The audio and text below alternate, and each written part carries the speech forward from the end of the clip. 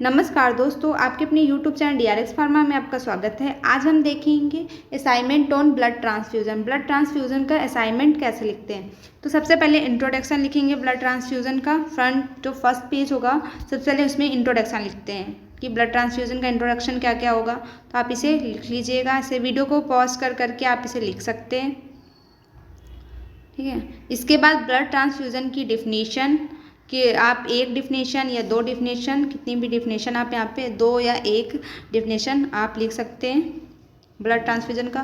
फिर पर्पस क्या होगा ब्लड ट्रांसफ्यूज़न का, आपको ये लिखना होगा। इसमें आप दो मतलब 3-4 पॉइंट आपको यहाँ पे लिखने होंगे, ठीक है, जितने में आप लिख पाएँ। तो ये कुछ इंपॉर्टेंट पर्पस हैं, आप इसे लिख सकते हैं।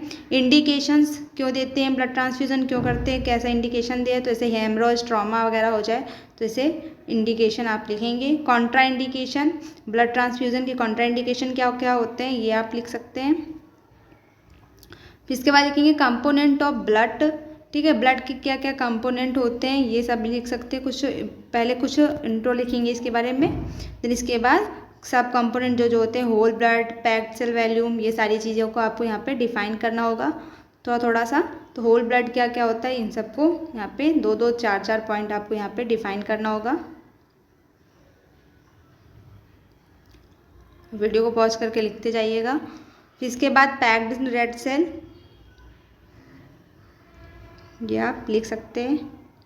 फिर फ्रेश फ्रोजन प्लाज्मा, ये सारे आपको लिखने हैं। 3-3 पॉइंट, 4-4 पॉइंट आप इनको लिख के एक्सप्लेन कर दीजिएगा। इसके बाद आता है types of blood transfusion. Blood transfusion के टाइप्स यहाँ पे लिखने हैं। एलोजेनिक ब्लड ट्रांसफ्यूज़न, ठीक है, ऑटोजेनिक ब्लड ट्रांसफ्यूज़न और एक्सचेंज ब्लड ट्रांसफ्यूज़न, ये 3 आपके टाइप्स होते हैं। देन इसके बाद नेक्स्ट हेडिंग डालेंगे blood grouping and cross matching क्या होता है, इसको भी आपको लिखना होगा।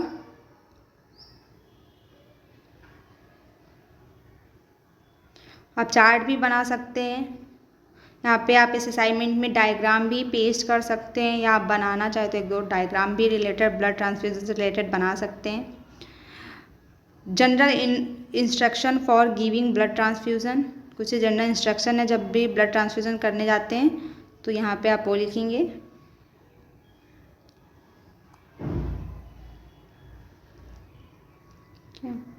ये सारे पॉइंट आप लिख लीजिएगा।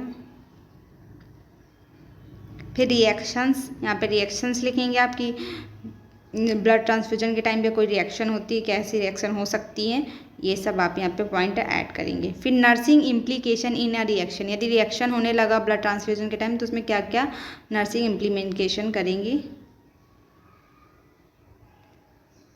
कॉम्प्लिकेशन ऑफ ब्लड ट्रांसफ्यूजन, ये भी आप लिख सकते हैं क्या क्या कॉम्प्लिकेशन हो सकते हैं ब्लड ट्रांसफ्यूजन के। फिर प्रोसीजर ऑफ ब्लड ट्रांसफ्यूज़न, ठीक है, यहाँ पे प्रोसीजर कैसे ब्लड ट्रांसफ्यूज़न करेंगे प्रोसीजर आप लिखेंगे, ठीक है। सारे पॉइंट्स आप लिख लीजिएगा प्रोसीजर के।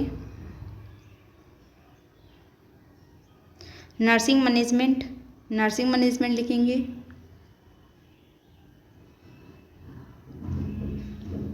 या आप नर्सिंग स्टूडेंट है तो आपको ये सारी नर्सिंग मैनेजमेंट भी लिखना होगा।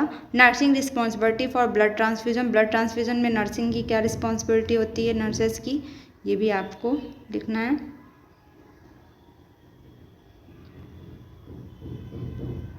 फिर समरी, देन लास्ट में समरी के बाद कंक्लूजन ऐड करते हैं।